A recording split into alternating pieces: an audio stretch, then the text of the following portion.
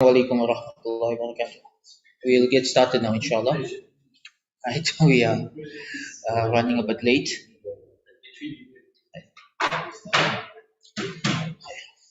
Alhamdulillahi Rabbil Alameen. Wassalatu wassalamu ala Nabiyyil Kareem wa ala alihi wa ashabihi ajma'in. Amma ba'd. Okay, before we begin, I want to thank all of you for attending. And inshallah, this is going to be every second Wednesday that we'll get together to discuss some contemporary theology topics. So the purpose of this series is for us to have open and honest discussions about topics that we tend to shy away from, right? The controversial topics, the questions that our teenagers are asking, the questions that our youth are asking, the questions that are driving some people out of the fold of Islam, right? This is a very it's a very hot topic in a way that most of us, when this topic comes up, we just go quiet. Right? We don't know what to say. And doing so has been very damaging to our community. It's been very damaging that we don't address these topics. So today's session is both a comprehensive look at the root causes of this problem, and at the same time it's an introduction. It's both comprehensive and introductory at the same time. And initially, we advertised this as curbing the spread of atheism. I wanted to change the title, so I just changed it here anyway, to curbing the spread of doubts about Islam. And the reason that I changed the title is that it's not atheism alone that's the problem, right? It's doubts about Islam. Because doubts about Islam, for some people, it will lead to atheism. For some people, it may lead to becoming agnostic. For others, they may lead to them becoming munafiqun, where they are outwardly Muslim but inwardly not. And we want to solve all those problems. We don't want to tackle only atheism. We want to make sure that people's iman is strong, that people's foundation is strong. So therefore, we want to get to the root of the problem. And the root of the problem is not atheism. The root of the problem are these doubts about Islam and where they come from. And today's discussion is going to be more on the psychology and the social aspects that lead people to doubt Islam rather than the actual aqidah or fiqh issues. And the reason for this is that one thing we need to understand is it is very strange to have a phenomena of young people leaving Islam. It's very strange and out of place in Muslim history. From the time of Rasulullah sallallahu alaihi wasallam until today, Islam has been the fastest growing religion in the world. And it continues to be, despite the fact that some people are leaving Islam, despite the fact that there are people today who are more openly murtad, more openly leaving the faith, Islam is still the fastest growing religion in the world. Right? Because for everyone who leaves, there are others who convert. And, as I mentioned before, those who convert, they end up having large families, and their children and grandchildren all end up being Muslim. Right? Or very often those who leave end up not even getting married or having children. So the balance is usually in favor of Islam. And I think one of our problems is that we exaggerate how bad the problem of apostasy has been in our times. Because we are so shocked to see people leaving Islam, we talk about it as if it's every second or third person. But in reality, it's maybe less than 5% of people. Right? Because when it happens, we're all still shocked. It's not like every second cousin or every third person has left Islam. It's not like that. It's a much smaller number. Nonetheless, we want it to be 0%. We want it to be when nobody leaves Islam. We want it to be that we stop this problem and we nip it in the bud. And this problem is bigger in other countries. Specifically in the US, in the UK, in those countries, it's bigger than it is in South Africa. South Africa, we still got some of the foundations right that helped a lot of people to maintain their iman, but we got some of the foundations wrong that led people away. And specifically about atheism, we have to also understand that atheism is unnatural. It is against the fitrah. A human being is not born atheist. No civilization in the history of this world was atheist. It's not something that's passed along generation to generation. Most people whose parents are atheists, they end up converting to some kind of religion. right? The fitrah, the natural beliefs of a human being lead towards Islam. For someone to move away from that towards something as depressing and purposeless and against human nature as atheism, there have to be factors that led them in that direction. There have to be social causes that push them in that direction. So what I'm going to do today is discuss what I think are 6 of the primary social factors that lead people to want to leave this religion. And if we can fix these 6 these 6 aspects of our society, then inshallah we will be nipping the problem in the bud. We'll be building a strong foundation of iman for the next generation, so that people wouldn't even think about wanting to leave this religion. And I want to start with a parable to put this into context. Imagine 2 friends, right? 2 friends in the early 20s. One's a young Muslim boy, grew up in what we would call a Muslim home. So this is a Muslim boy. He grew up, his family never really practiced Islam. Maybe they go for Jummah. They don't eat pork. They don't drink alcohol, right? And that's about all he knows about Islam. He goes to a public school. He goes to a non-Muslim university. He does not go to madrasa. He does not get an Islamic education. His parents are caught up in this dunya. They don't really focus on his Islamic upbringing. He grows up just Muslim by name. And in his 20s, he's in university. His philosophy teacher challenges him. Why do you believe in God? Why are you a Muslim? Why are you following a religion? He doesn't have any answers. And one day, he tells his parents, I'm not a Muslim anymore. His parents are shocked. You're not a Muslim anymore? Why? And he's shocked about his parents being shocked, because his parents weren't practicing Islam anyway. So he doesn't understand what's the big deal. That if you're not praying 5 times a day, if you're not practicing Islam, why are you shocked that I want to leave this religion? That's one side. Let's move on to his friend. Imagine his friend, right? So this is a man who grew up in a home where his father was abusive, violent towards him. And his father often used Islam to justify that violence. And his father kind of forced him to do a lot of things. So he made him, you look at this young man, you say, mashallah, he's a Hafizul Quran, he's got a big beard, he's praying 5 times a day. But the same young man, his father forced him to do all these things. He was beaten up if he didn't learn his hifz. No one ever taught him about the mercy of Allah subhanahu wa ta'ala. No one ever taught him about loving Allah, about loving Rasulullah sallallahu alaihi wasallam. In all of his life, all he knows and all he associates with his religion is punishment and being forced to do things. So he enters his 20s, he goes to university, and he realizes he's a man now, he can make his own choices. Angry with his parents, angry with his upbringing, he says, I'm not a Muslim anymore. And the society is shocked. The Hafiz of Quran left Islam. What happened?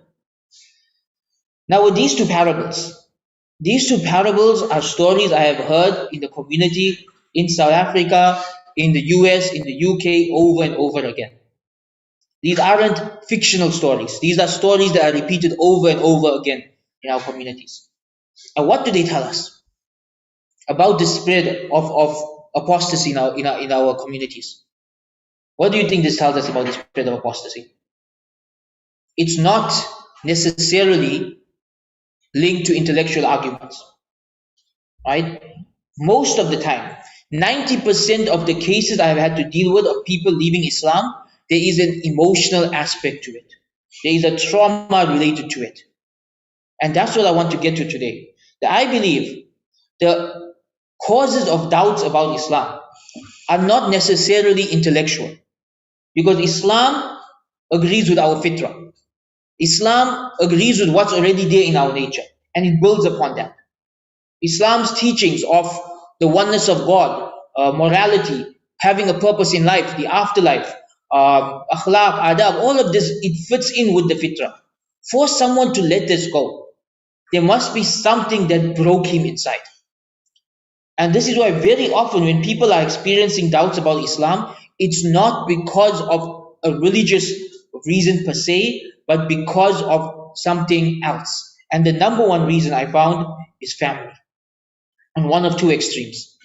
Either their family completely neglected teaching them Islam, or their family kind of abused them in the name of Islam, forced Islam on them with beatings and shoutings and forcing them to be, the problem here is some parents want their children to be a perfect waliullah by the age of 15. With no sins, no faults, no mistakes, no room for error. You have to be perfect at school, perfect at Islam by the age of 15, 16. And one mistake and the parents want to disown the child. Now, that kind of emotional abuse breaks a child on the inside. And on the other side, neglecting your child's Islam is just as bad. I mean, I don't want to mention the name, but there's a very famous comedian and Hollywood actor who was born in a Muslim family, and he's not a Muslim anymore. And he says in one of his shows that the reason he's not a Muslim was he was 12 years old or something like that at a friend's party eating pork, and his mom phoned him and told him pork is haram. And that's the first time in his life he ever heard pork is haram, while at a party at a friend's house. And he told his mom, it tastes too good to be haram. And he ended up leaving Islam and becoming a Hollywood actor. But the fact that he didn't even know pork was haram right till that age tells you he had zero Islamic education. His parents didn't bother to teach him a thing. So these are the two sides. And in our community, we have both. We have those who only emphasize on the material world and not on Islam. And then we have those who are, maybe they're sincere, but their method of parenting is so harsh and abusive, it breaks the child on the inside. And in psychology, there is this theory that a person's primary understanding of God comes from their relationship with their parents. Meaning, if someone's parents are kind and merciful and understanding and compassionate and wise, then for a child, that's the image they have of God. And when someone's parents are harsh and violent and mean and judging and unforgiving, then that child grows up believing that God is the same. And so the way we interact with our children shapes the way they think about Allah subhanahu wa ta'ala. And so it's very, very important that we get the parenting right. And this is really the number one cause. I would say maybe 80 to 90% of the cases I have dealt with, when somebody has left Islam or is on the verge of leaving Islam or stopped practicing Islam, they're angry with their mother or they're angry with their father. Majority of the cases. When you break it down, they are angry with their parent. And what's the point of us then discussing the philosophy behind proofs of the existence of Allah or proofs of prophethood when it's an emotional issue? They need counseling. They need to move past it and separate their relationship with Allah from their relationship with their parents. And that brings us to the second point. By the way, all 6 points are going to be controversial, because these are the things we don't want to talk about, right? But we can't fix the problem if we don't talk about it. So if any of these points hit home, sincerely take it to heart and try to make a change in your life. Don't be offended or upset and think that I'm attacking you. I'm not attacking you. I'm pinpointing things we have done wrong that are having a negative impact on the next generation. And the second problem is our education. 3 problems with our education. Number one, our curriculum is completely outdated. Right? The questions our youth are asking: why is homosexuality haram? We don't address this. How can I prove Allah exists? We don't address this. How can you prove that Muhammad ﷺ was the true prophet? We don't address this. The questions they are asking, we are ignoring. Instead, we want to teach them the fiqh of hunting, even though they're probably never going to hunt in their life. We want to teach them the zakah on sheep, even though none of them are ever going to own sheep. Right? We are not teaching them the aspects of our religion relevant to their lives. Instead, we want to teach them things that are relevant to different times and places. Yes, the farmers, they need to learn the fiqh of farming. Hunters need to learn the fiqh of hunting.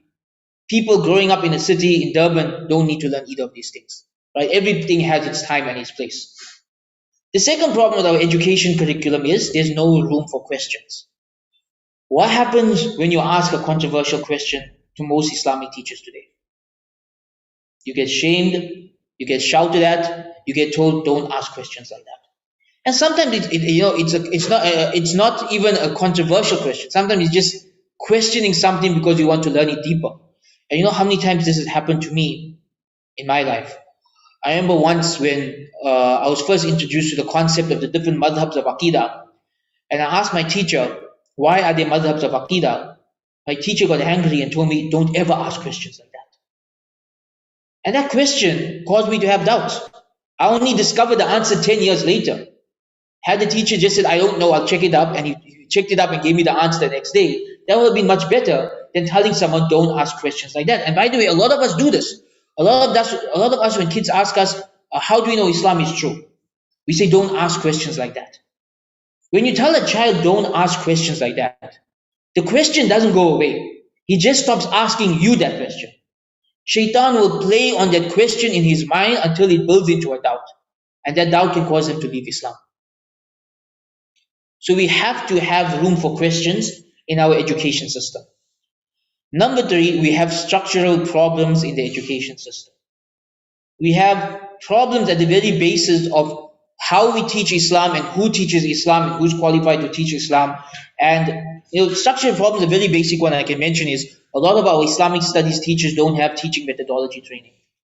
They don't know how to develop curriculums. They don't know how to answer questions. They don't know how to make topics relevant to the students. This can be fixed very easily.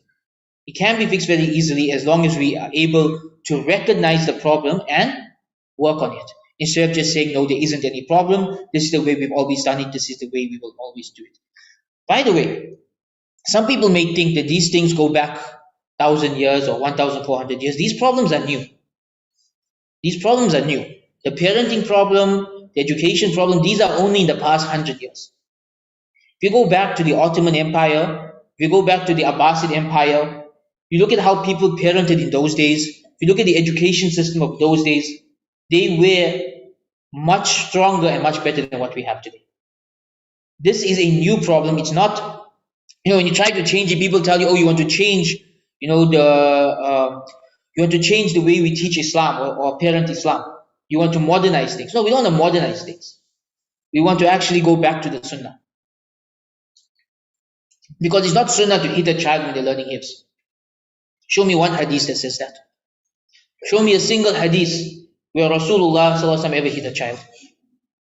Show me a single hadith where the Prophet ﷺ was teaching people things that was not relevant to them.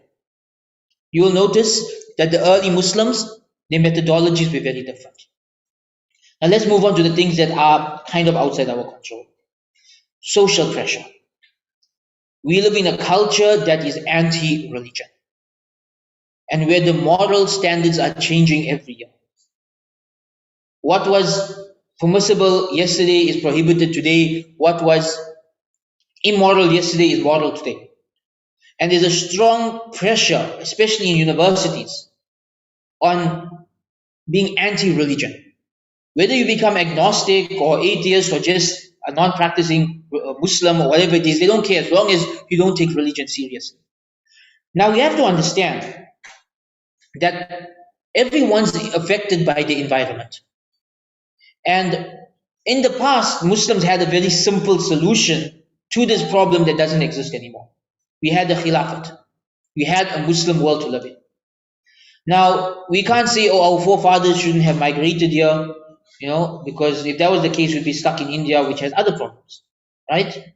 May Allah help them and protect them and keep them safe. So whether we were there or here, there's still going to be problems. Both are lands which are majority non-Muslim. But we have to understand that by choosing to live in a culture that is predominantly anti-religious, where the pressure on people is to doubt everything, where the pressure is to keep changing with the norms, so if you don't adapt to the latest trends when it comes to morality, you are cancelled. You can tweet something in 2010 when it's considered morally fine, and in 2020 they suddenly decide that's immoral, and they'll pull out your tweet from 10 years ago and cancel you. Right? That's how the society has become. Their morality is changing every single year. And what happens is a lot of our youngsters are pressurized. they are pressurized into changing with the norms. And many of them find it easier to just leave Islam altogether in order to fit in. That's a reality, right? Many people just find it easier to leave Islam altogether than to juggle trying to fit in and trying to justify that in terms of their religion. And this isn't something that we can fix easily. Because reality is that young people specifically are always affected by the environment they grow up in. What we could do, we could build young people's confidence. We could give them a better education. We could give them better parenting. We could build their community ties. And all of this can help them to fight off social pressure. But we can't get rid of the social pressure itself. We have to teach them how to deal with it, how to fight it, how to stand firm for what you believe in instead of changing with the times. The fourth reason why people leave Islam is because they want to chase their nafs without feeling guilty about it. And I don't know how many times when you ask someone, about why you left Islam, they're like, Islam doesn't let us, sleep around, or it doesn't let us drink alcohol. Well, that's not a reason to leave Islam, right? You're saying because Islam stops you from immorality, therefore Islam is wrong. That's not a logical argument. That's a nafsi argument. And this is the case for many people. Many people today just want to fulfill their desires without feeling guilty about it. Because as long as they are Muslim, they're going to feel guilty because they have iman. So they end up just leaving the religion altogether. The good news with this group is I found most of the people who left Islam because they wanted to fulfill their desires, once they experience jahiliyyah, once they experience kufr, once they experience how bad that lifestyle is, they have sincere regrets and return to Islam after 5 or 10 years. The danger is if they pass away during that period, right? But generally, if someone leaves Islam to fulfill their desires, they end up regretting it. Because somewhere down the line, they realize Islam was right and following their desires was wrong. And by the way, Umar ibn al-Khattab radiallahu anhu warned about this. Umar radiallahu anhu had said that he worries a time will come when Muslims don't know what it was like to be a disbeliever. And they end up wanting to leave Islam so they can enjoy all the things that non-Muslims are enjoying. He actually foresaw that a time will come where people will grow up and they'll be looking at the non-Muslims saying, oh, they're enjoying themselves and we're so restricted, I want to be like them. Not realizing the harms of what the lifestyle causes. And by the way, fixing this again goes back to education. One of the problems with our curriculums today, we don't focus on why things are haram. If you tell a young person and explain to them the harms of fornication, the harms of adultery, the harms of pornography, the harms of homosexual behavior, the harms of alcohol, the harms of gambling, they're not going to want to do these things because they understand the rational, logical harms of these things. The problem is we just tell them it's haram without explaining why. And this is how our curriculum needs to change. That when we teach people that something is haram, we have to explain to them why. And we live in a time where you don't even need to explain it theoretically. We have statistics and proof all around us about why these things are haram. Because the people who live these lifestyles are miserable. They are miserable. Because these lifestyles are just following your desires. It leads to depression. It leads to heartbreak. It leads to loneliness. It leads to addiction. It leads to feeling purposeless. It destroys a person. And they just need to look at that and see, I don't want that. Islam has protected me from that. So again, the solution is to go back to changing our education system. The fifth problem that causes people to doubt the religion or leave the religion is a spiritual crisis. A spiritual crisis, a lack of connection with Allah subhanahu wa ta'ala and righteous people. Very often, young people will come to you with questions about Islam. They'll say, why does Islam allow this? And you'll give them an answer. Say, okay, but why does Islam allow that? And you'll give them an answer. They'll say, okay, but why did the Prophet do this? Eventually, you have to realize that it's not those specific questions that cause them to doubt Islam. They're using it to cover a deeper issue. Very often, the doubts begin when there's no connection with Allah subhanahu wa ta'ala. Where there's no iman. It starts, for example, when someone stops praying 5 times a day. When someone stops going to the masjid. When someone stops observing hijab. when somebody stops doing good deeds that they were already doing. That's when it begins. That's when they open the door for shaitan to put waswasa in their mind. That's when they open the doors for these doubts to creep in. On the other hand, you will never find someone who is a pious, practicing Muslim sincerely who ends up leaving Islam. Why? Because if you've ever in your life experienced an answered dua, or a miracle, or a true dream, or even the sweetness of faith, or that iman in the rush you get from Ramadan or the Hajjud or any of these acts of ibadat, you can have no doubts about Allah subhanahu wa ta'ala. You can have no doubts about Islam being the true religion because you have experienced it. And this is why many of the ulama say the best proofs of Islam are not rational proofs. They are experiential proofs. They are things that you experience. That feeling you get when you are in sajda at the time of the Hajjud, you can't explain that to anyone.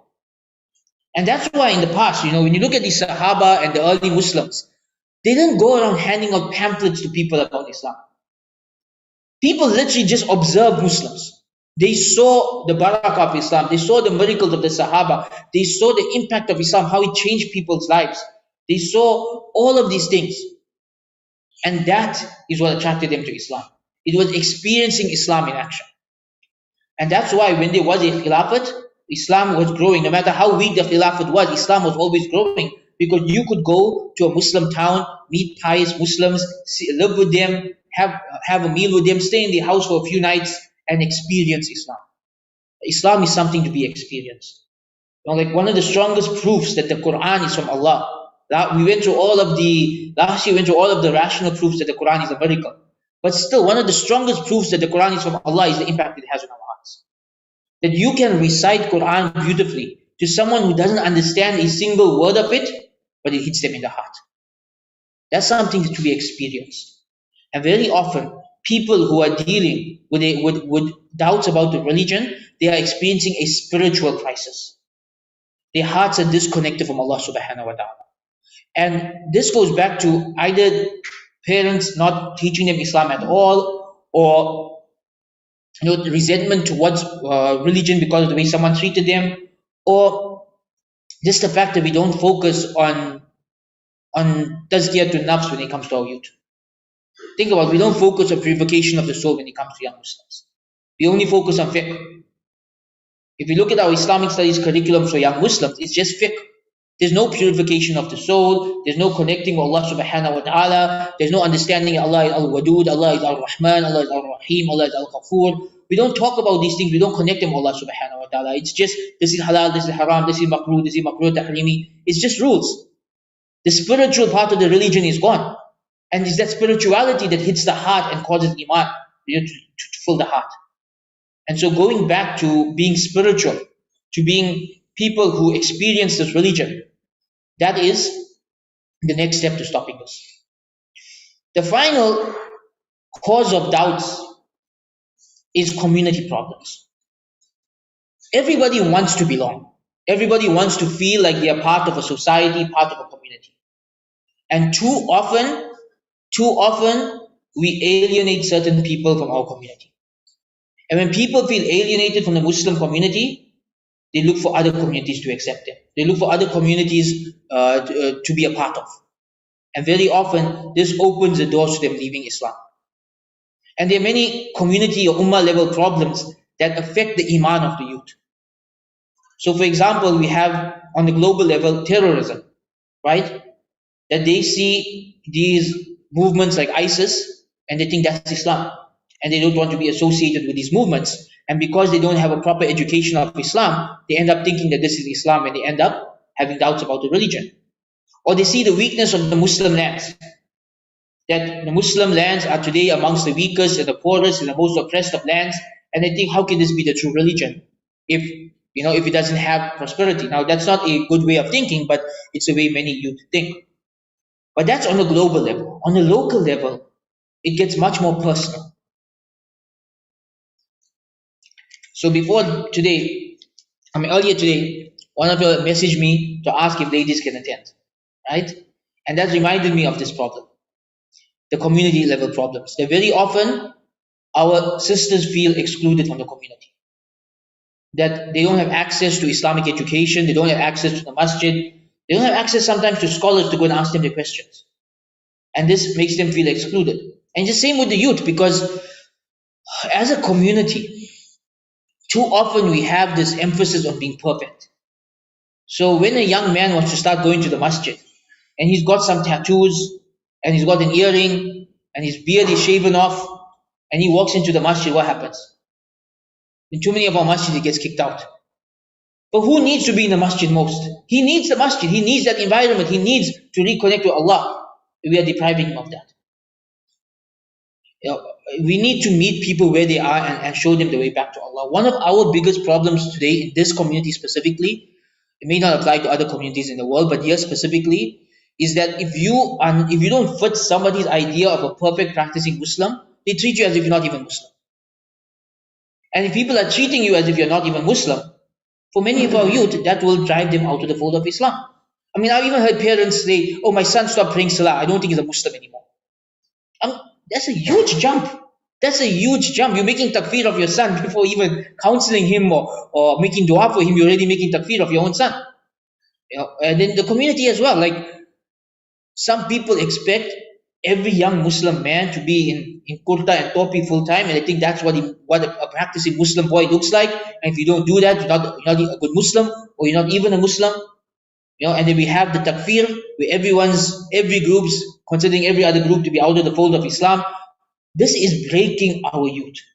This is breaking our youth. There are so many young people who don't want anything to do with the masjid, anything to do with Islamic studies, anything to do with lectures, because that's the Islam they've experienced. It's just hatred and anger and judgment. And where's the road back to Allah? And this goes back to parenting as well. I always tell parents that your children, when they are teenagers and young adults, they are going to do stupid things. They are going to make mistakes. They are going to fall into minor sins. Inshallah, they won't fall into major sins, but that might happen as well.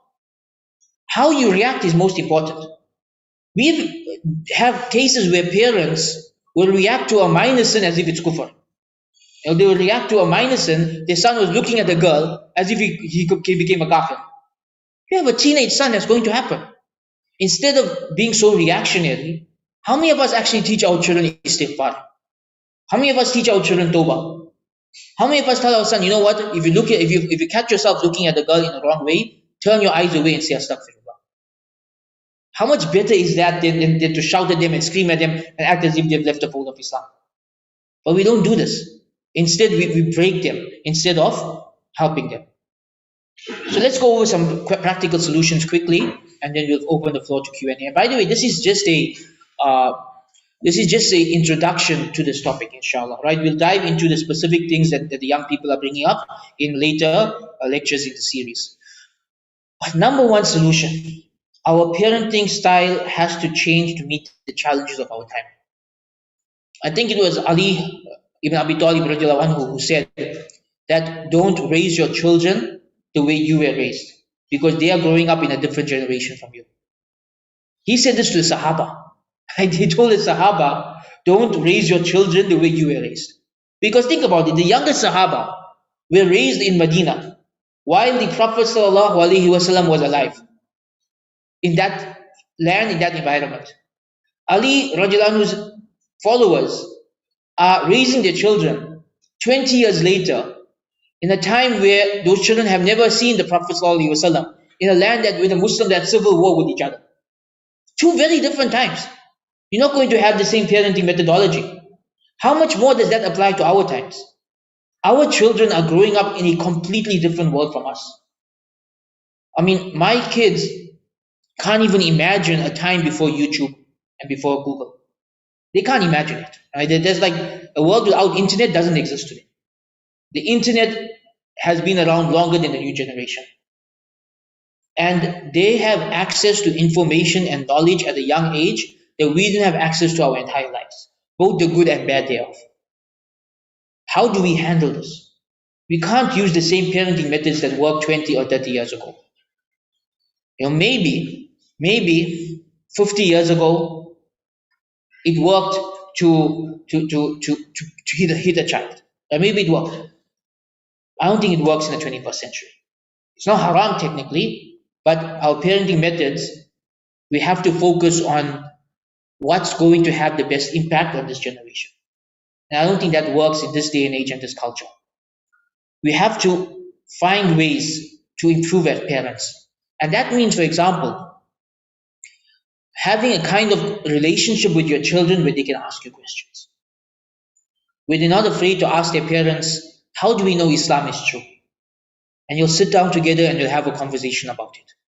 And if you don't have the knowledge to have the conversation about it with them, guess what? You have YouTube. You can watch a video about it together. You have a relationship with your children where you'll worship Allah together. Have a relationship with your children where you openly discuss the vices going on around you. Don't act like they don't exist. Don't act like all those vices in South Africa don't exist. Be open with your children. Tell them, listen, those people drink alcohol. This is why it's haram. This is why we don't do it. Listen, there are people in this community who commit zina. It's haram because of this, why, that reason. Explain to them the reasons why. Have an open discussion with your children about the vices around them. Let them understand why it is haram and why we don't do it. Another thing that needs to change with our parenting style is we as parents have to understand that our children's understanding of who Allah is stems from their relationship with us. And I mentioned this at the beginning. That if parents are harsh and unforgiving and violent, that is a child's image of God as well. And when parents are kind and loving and merciful and forgiving, that is the image of God as well. And so we represent this religion to our children. We are the first teacher. We are the first model of Islam. And if we are doing a bad job on either direction, either by being too extreme or being too negligent of the religion, either extreme, then we are sending them a wrong message. So parenting is something that needs to change the way we do it, and that's a discussion for another time, inshallah. Another thing that needs to change is a major restructure of the Islamic education system on every level. There are so many gaps in our education system today. Number one, we don't focus on Islamic studies for high school. That's one of our biggest problems. Think about it. Most Muslim children go to madrasa until what, grade 7 or grade 8? Am I right? How many grade 10, 11, how many grade 12 students do you know go for madrasa classes? Probably like less than 10%. And even if they are going, most of the time they're only learning fiqh. But understand, at that age, they are young adults. And they have a lot of deep questions. That's the age where they need a connection with Allah subhanahu wa ta'ala. That's the age where they need mentors. That's the age where they need righteous friends. That's the age where they need someone to ask their questions to. That's the age where they need to feel connected to the masjid, connected to the community. And that's the age that we ignore them completely and tell them only to focus on school. And so they hit 18, they're not praying 5 times a day, they forgot whatever they learned in madrasa, they go to university, and we wonder what happened to them.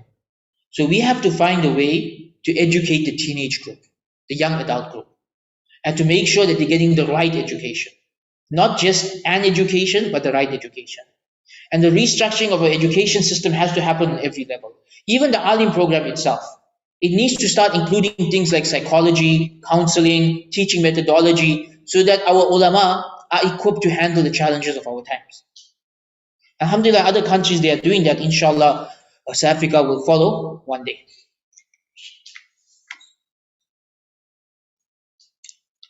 The third solution is we need to allow spaces where our youth can ask questions about Islam without being judged for these questions.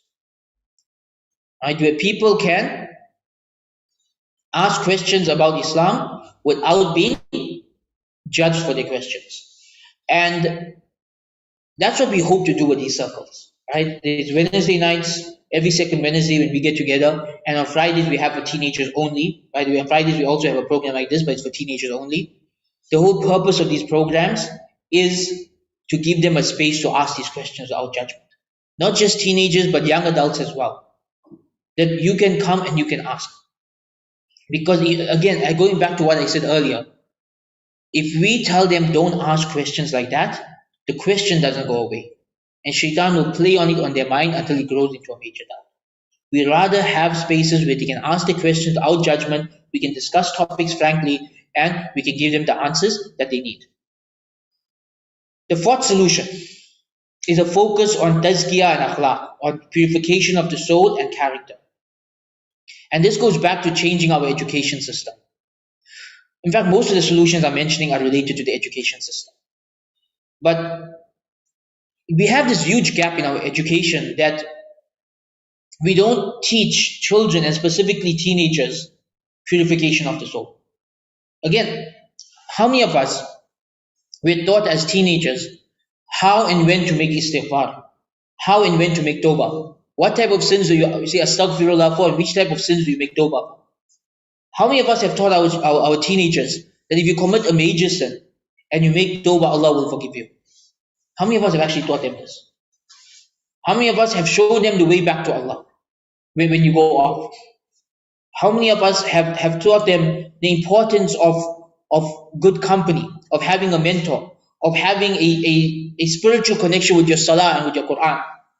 We don't focus on these things. And if we can adjust our curriculums from a very young age to focus on this, then maybe from the age of 10, we have some level of spirituality in our Islamic studies curriculum, then this can help to shape the iman as they grow. So for example, where the family gets together and prays salah in Jamaat, and where maybe the father recites Quran and translates it and discusses it with his children. Or in the madrasa, where the teacher doesn't just focus on fiqh, but teaches some books on purification of the soul, and teaches the students how do you grow your iman. And again, here we have to be realistic. Again, we have two extremes. We have those who don't focus on this at all, and then we have those who expect a child to be perfect by the age of 15 or 18. We have to understand that spirituality is a journey. It is a lifelong, gradual journey. And everybody moves at a different pace. And some people, by the age of 20, they may not be at the level that their parents wish they were at. But if you are gently helping them move in the right direction, maybe by the age of 30 or 40, they'll get there. But if you shut them down, push them away, write them off, say, oh, my child's not a Muslim, or my child's not a good Muslim, or I'm not going to talk to him anymore, you are closing the doors for them. You are making it harder for them to grow. We expect too much from people at too young age. And what's interesting is even the Sahaba did not expect that from teenagers or from young adults. Now, I think it was Abdullah ibn Abbas who said that youth is madness. He said, youth is madness. At that age, people do stupid things. And if you look at the people who killed Usman radiallahu anhu, or the people who rebelled against the early Khalifas, many of them were young people. Right? And the Sahaba said they're young, they're immature, they don't understand it, that's why they're doing these things. When you look at people, even amongst the Sahaba who were young, the Prophet ﷺ had a relationship with them where he never expected them to be perfect. They will literally have young Sahaba coming to the Prophet ﷺ and saying, oh Rasulullah, I kissed a girl, what do I do about it? And he'll tell them to pray 2 rakat salah and make istighfar. He didn't expect that level of perfection that we expect today. Instead, he was their spiritual guide, showing them the way back to Allah, showing them the way forward, showing the way to work your way towards Allah. Because let's face it, none of us are perfect and none of us will ever be perfect. So why do we expect perfection from teenagers and young adults? So let's focus instead on our spiritual development and their spiritual development as well. Then we have one last thing about the education system, and that is we need to update both our fiqh and aqidah curriculums to reflect the needs of our time. And that's one of the things we hope to do with the series, and that's one of the things that I've been working with at the Yaqeen Institute, is that we've been working on developing contemporary modules related to both aqidah and fiqh. So what do you mean by contemporary issues related to fiqh? Fiqh in the past, the way we would teach it is we tell children zina is haram, alcohol is haram, salah is compulsory. We need to update it. But update it, I don't mean you change the fiqh. I mean you explain to them in the modules the goals of the Sharia. Why is zina haram? Because of the problems it causes to family. Look at how family is being destroyed in the modern world. Talk about the importance of family. How zina completely destroyed, how zina has completely destroyed that in our lifetime. You show them why it is haram in the fiqh module itself. When you talk about something being compulsory, you don't just tell a child pray 5 times a day. You explain to them the spiritual benefits of praying 5 times a day, the spiritual harms of avoiding the prayer, what it actually does for your soul. So they have a deeper connection with the fiqh. Aqidah even more important, because Aqidah is where we discuss topics like who is Allah? How do we know Allah exists? How do we know the Prophet ﷺ is a true prophet? These are the topics we have to cover in Aqidah. Not fighting over how to interpret Allah's names and attributes. Not fighting over what is the definition of Qadr. Leave those fights for a different time and place. Focus on the questions that the youth have that are causing them to doubt Islam. If we can update our curriculums in schools, in madrasas, in universities, in alim programs, in our weekly programs, then we can build a stronger foundation for our youth. That from the time they are young, they have a strong foundation. They're not just Muslim by name, they are Muslim because they have learned from the very beginning the proofs of Islam. And finally, we end with a reminder that we have to be patient and honest when dealing with these new challenges. Many of us take one of two wrong routes when it comes to dealing with this. We either lie, or it has nothing to do with Islam. We end up lying about our religion, which is completely wrong, because then the child goes online and he Googles and he finds the Quranic verse and he finds the hadith and he realizes that you were wrong, right? And that you lied to them about the religion. And that's why I'm always very brutally honest. Whether it's about history or fiqh or aqidah, I'm very brutally honest. There's no room for lying about your religion when it comes to dealing with these new challenges. Say it as it is, even if it is controversial, right? If something is haram, it's haram. We don't change it because we don't want to face reality. And number two, we have to be patient. We have to have sabr when dealing with people, because everybody is today is dealing with new challenges that we didn't even think about 10 years ago, and it's not going to be fixed overnight.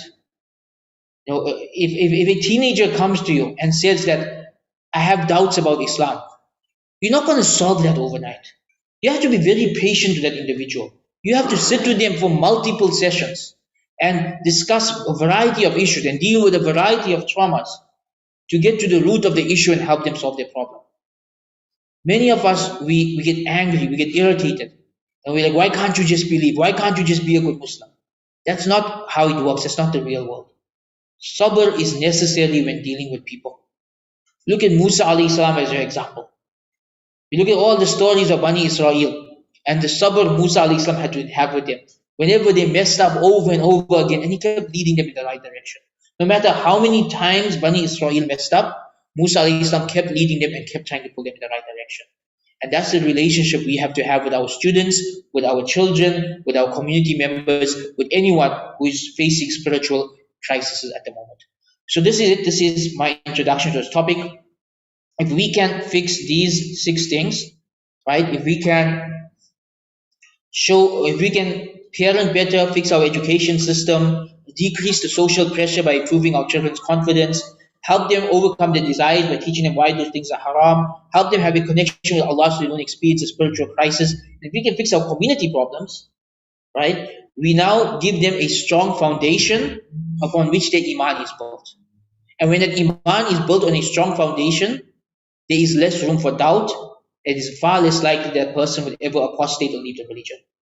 But when the foundation is shaky, when there's no real Islamic education, when there's no evidences taught to them, when there's strong social pressure, when there's disconnection with their parents and with the community, then it becomes very easy for shaitan to get to the heart of a person and take them away from Islam.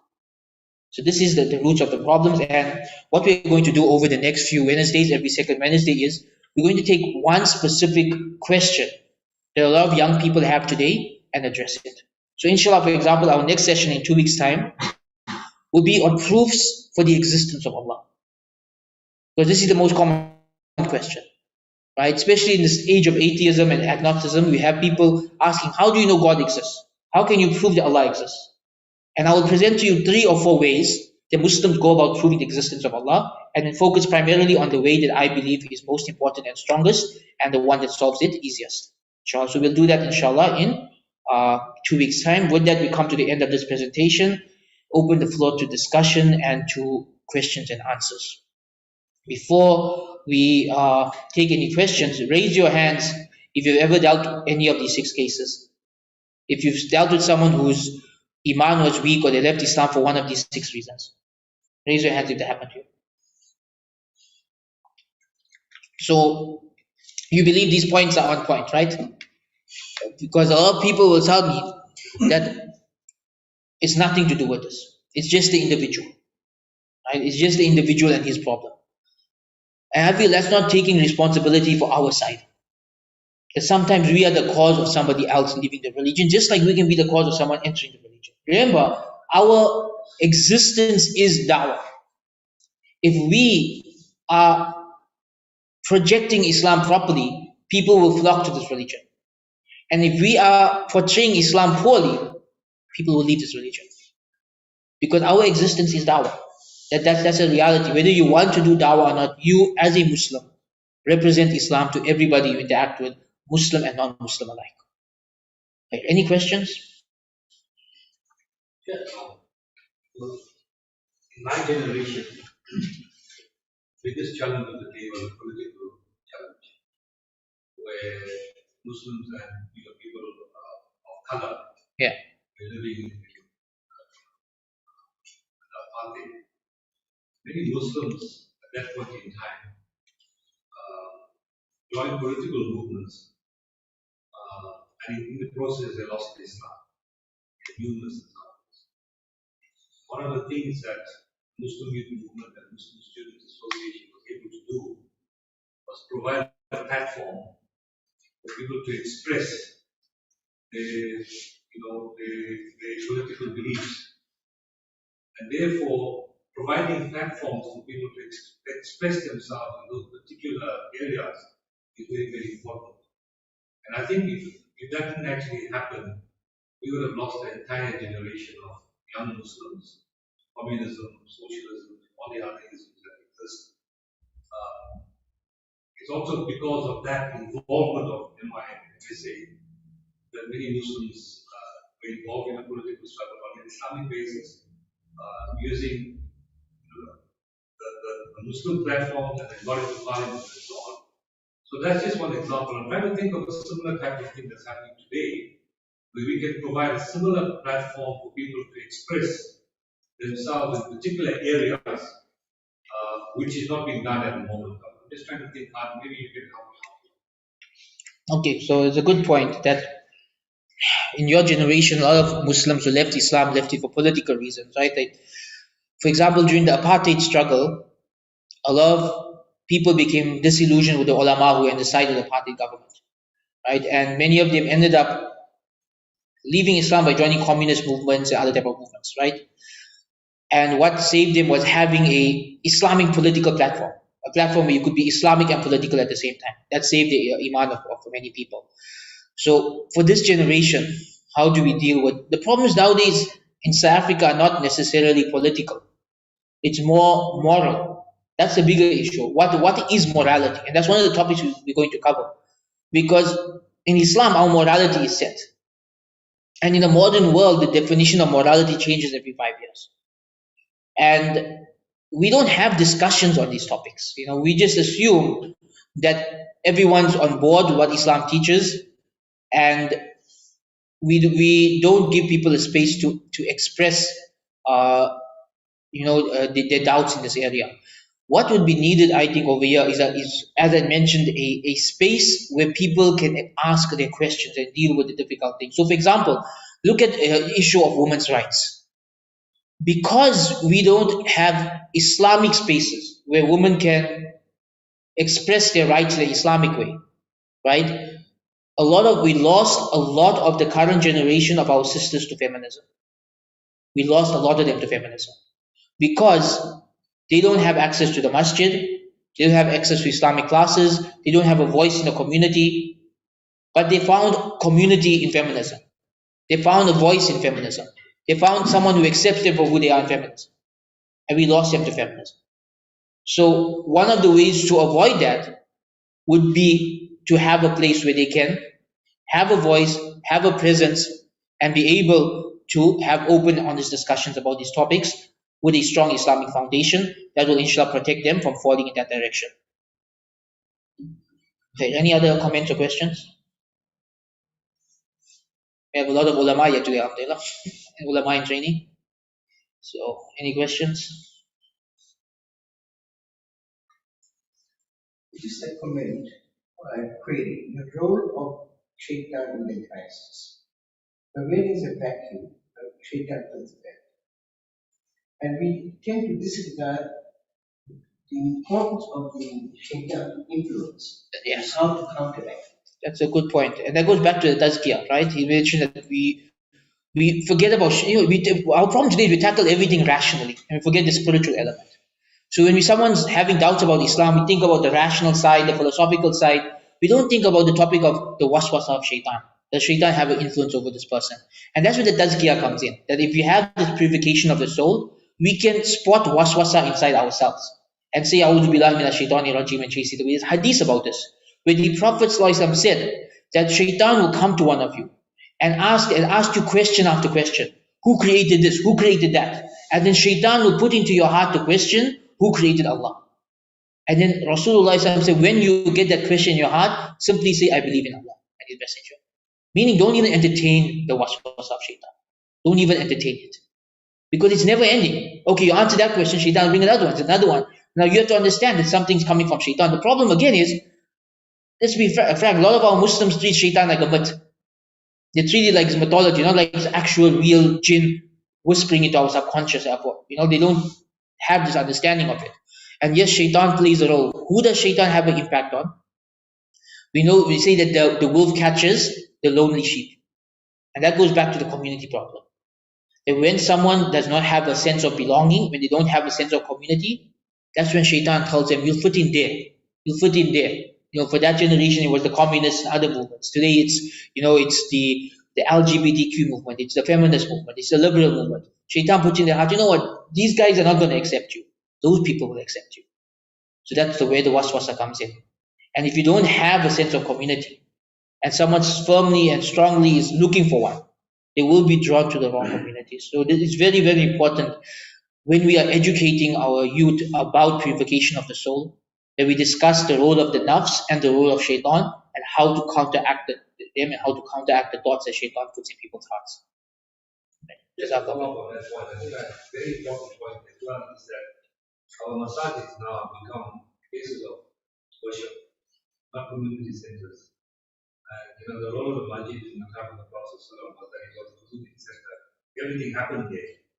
Today it's closed in between Salah.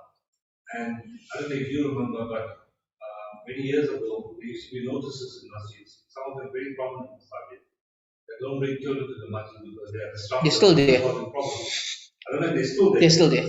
But I just cannot understand the kind of mentality that goes into this. Because children have been nurtured to come to the masjid and to be attached to the masjid. And here we are actually having notices on the masjid. Don't bring the children to the masjid. I remember once praying in a particular masjid in my area where I used to live. And the kids were running up and down. And after Salah, one of the Muslims stood up and scolded them. And scolded the parents. They don't bring the children here, they're disrupting us and we can't concentrate. And actually embarrass the parents and the children.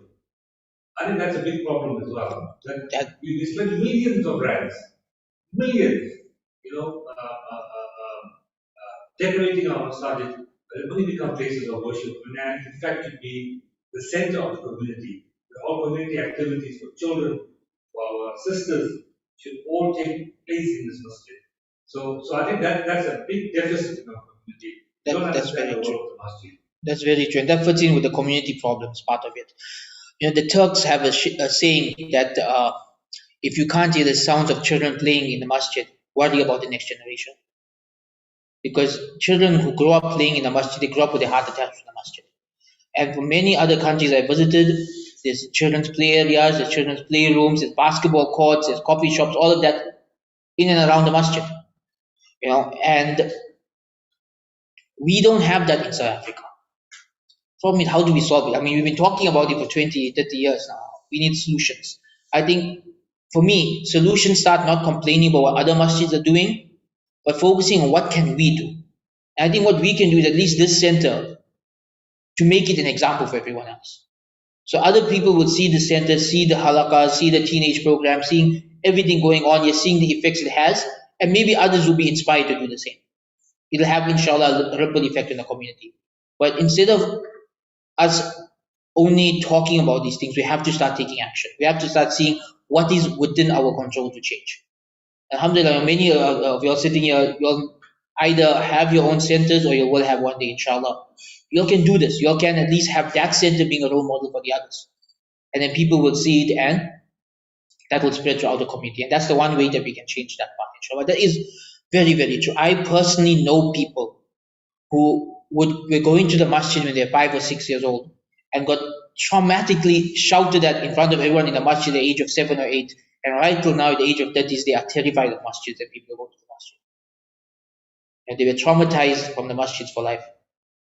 So instead of attracting people to the house of Allah, we are chasing people away. I mean, even with adults, the other day, I was standing in the masjid talking to my friend. Two grown adults would be standing in the masjid talking to my friend. And two uncles walk up to us, and one shouted him for his pants being below his ankles, and the other shouted me for not wearing a topi. I mean, that's how adults are treating adults in the masjid. Imagine how they're treating children.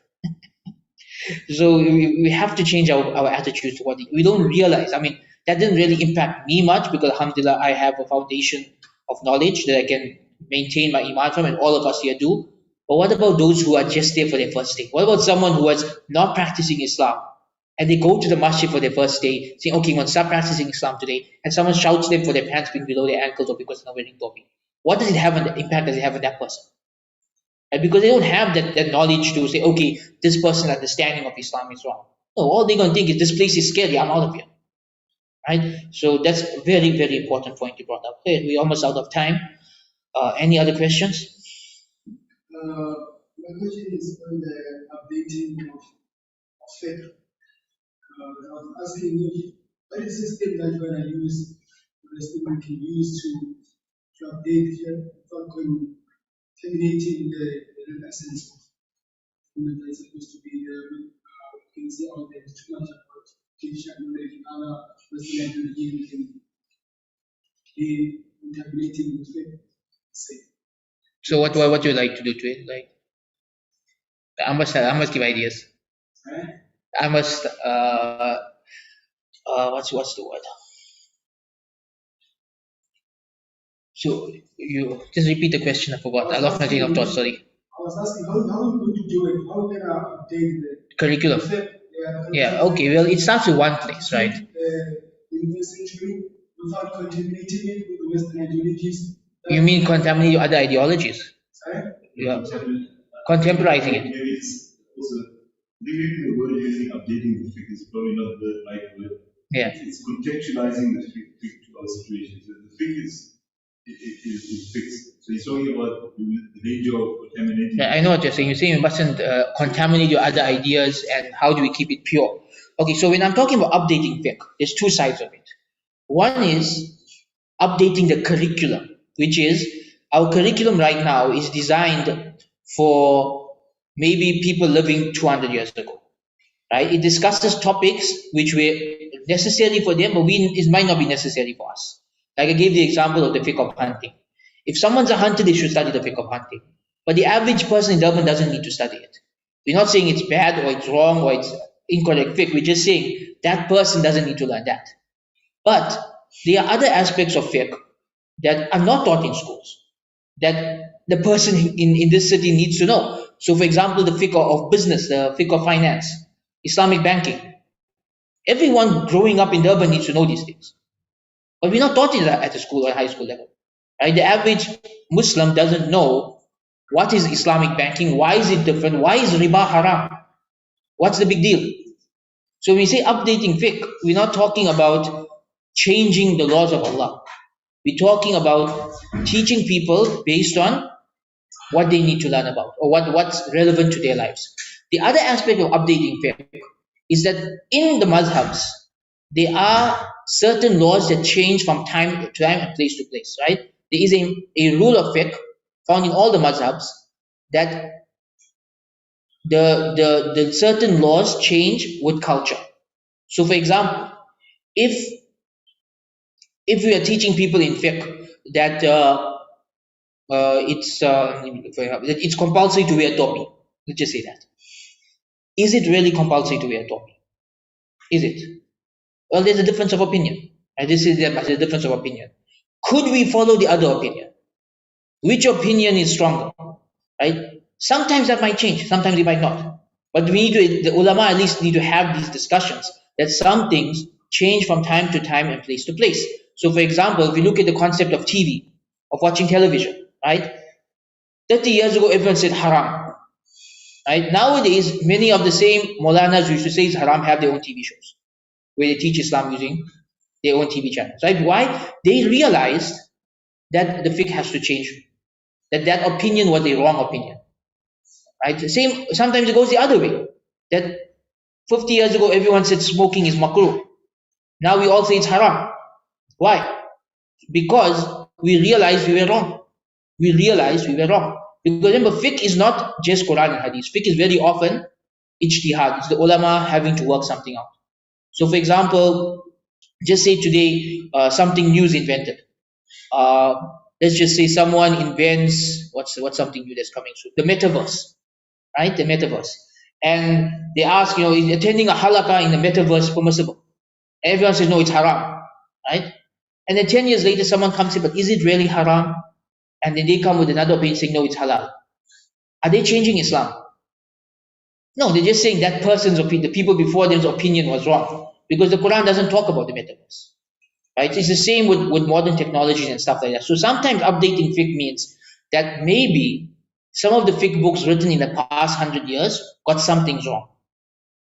We're not saying the Quran was wrong or the Hadith was wrong, but something written in the past 100 years is wrong.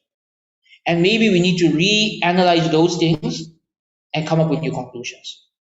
Right? So, for example, if someone says that, to be a good Muslim, you have to wear kurta. Well, we can go back and say, well, if you study the Quran and the Hadith, there isn't anything about that at all. So maybe we got that wrong. As long as your aura is covered, it's fine. We didn't change Islam. We just, your fiqh is different from the generation before you. So that's one aspect where a fiqh will change. But you are right. We also have to be careful. We have to be careful here, because this does become a slippery slope. That if we don't have the right usul, the right principles, then there's too much of change, and then we end up overstepping. We end up changing the laws of Allah. So this is why anyone training to be firstly, the changes must come from ulama. It mustn't come from anybody. It must come from the ulama. Number two, the ulama making these changes must be properly trained in the art of ijtihad. They must learn usulul fiqh, qawaidul fiqhiyah, maqasidul sharia. They must learn and master all of these sciences. Those level ulama have to have these discussions and update the fiqh. So we make sure the updates are within the Sharia and not changing the Sharia. Understand? Sometimes updating fiqh, it doesn't mean you're changing the Sharia. It happens inside the Sharia. Right? So, for example, in the early Ottoman Empire, they considered coffee to be haram. Does any Muslim consider coffee haram today? Nobody considers haram, right? Because somewhere down the line, people realized that those ulama were wrong. They were wrong to call it haram. Same with the radio. When the radio was first invented, people thought it was magic. The Muslim ulama literally said that this is shaitans and jinns talking, and they say it's haram. Nobody considers the radio haram today, right? So fiqh can change when you realize that maybe a fatwa of the generation before you is wrong. What you can't change is what is clear in the Quran and Hadith. That's where we draw the line, right? So that's a different discussion. I do have a whole series we did online on usul al-fiqh. If you watch that series, and I have some good books I can recommend for you on that topic. If you read those books, it shows you what is changeable and what is not, and it'll help you to understand where to draw the line when it comes to all this. But I think I'll give you more resources then, inshallah. Okay, I think we can end now. So inshallah, we'll meet again in 2 weeks' time, and we'll then discuss proofs for the existence of Allah subhanahu wa ta'ala. Any announcements to make before we close up? Okay, we'll read Isha in Jamaat after this. And this Friday night, there is a program for teenagers with Sheikh Bilal. If any of you have teenagers, someone between grades 8 and 12, boys or girls, who you think can benefit, sign them up for it. We try to have it every second Wednesday, every second Friday with a different teacher. So that teen program, inshallah, is for building them up. It's for this tazkiyah and akhlaq and all of that, inshallah, the sense of community. We are working on all of that through that program. So please, if you do have teenagers, sign them up for that. Jazakallah khairan wa akhiru dawana alhamdulillahi rabbil alamin.